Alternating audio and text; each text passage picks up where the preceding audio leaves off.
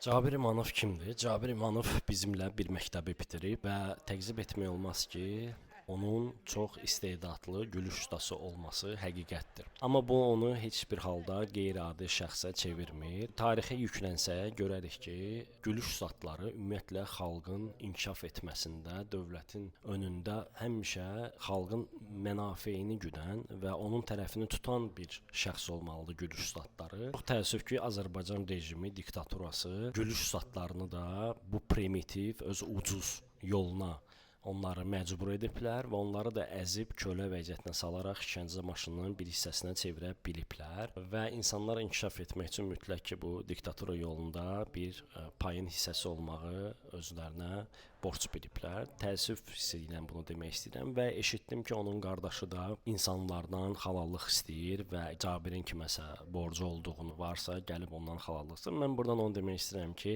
Tahir qardaşa ki, Cabirin halallıq alması həmən o əzilən, döyülən şəxslərin ailələrindəndir. O insanlar da, ailələr də Azərbaycan xalqının böyük bir hissəsidir. Onun atdığı o təpik tək o insanın şəxsiyyətinə deyil, ümumiyyətlə Azərbaycan tarixində böyük bir ləkədir və onun demokratiya uğrunda inkişafına qarşısına atılan bir təpikdir. Və əgər halallıq istəniləcəksə mütləq ki, Azərbaycan xalqından istəniləcək. Qaldı ona rəhmət oxunub oxunmaması məsələsinə bu arada da mənə çoxlu suallar verilir. Onun altını çizmək istəyirəm ki, mən yenə də qeyd edirəm, onun çox istedadlı olduğuna heç bir söz yoxdur.